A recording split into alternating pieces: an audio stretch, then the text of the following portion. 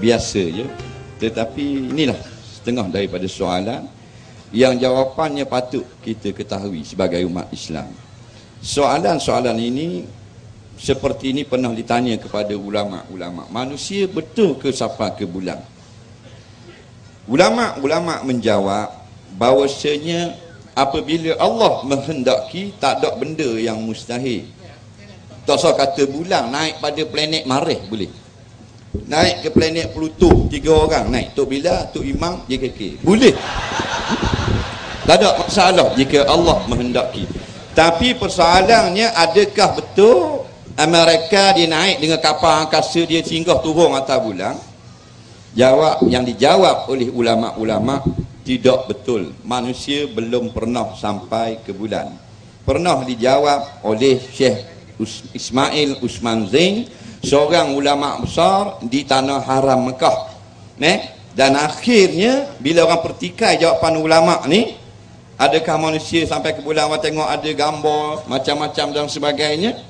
Keluar dalam internet satu website daripada Amerika menunjukkan gambar-gambar naik di bulan tu sebenarnya dibuat dalam studio, sehingga kerajaan Amerika ambil tindakan kepada website ini kerana mendedahkan penipuan tersebut. Buktinya apabila Amerika boleh jejak kaki ke bulan, kenapa Rusia tidak boleh? Kenapa Perancis tidak boleh?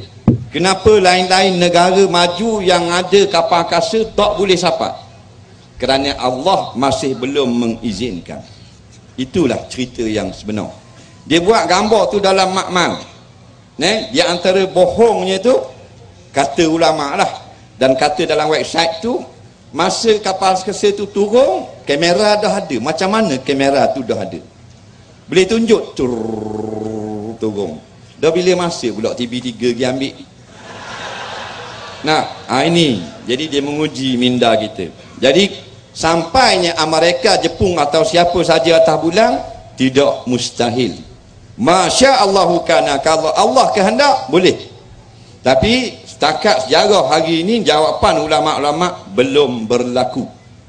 Dan benda itu mudah bagi Allah, sukar bagi manusia. Tak usah kata nak sapa ke bulan, kita nak angkat tangan kalau Allah dah izin, tidak boleh.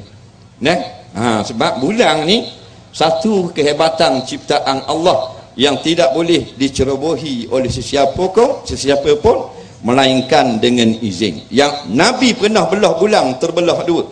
Nampak? Jadi tidak menjadi satu akidah kita percaya atau tidak masalah orang boleh naik ke bulan ataupun tidak.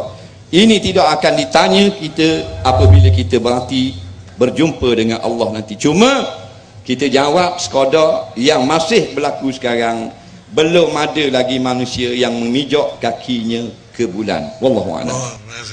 Itu dia jawapan untuk ke bulan. Jadi kalau ada cita-cita siapa yang nak pergi ke bulan, tak payahlah. Jadi ubah cita-cita tu pergi ke matahari. Tapi kalau matahari panas, supaya selamat sampai ke matahari, supaya tak panas, pergi waktu malam. InsyaAllah selamat.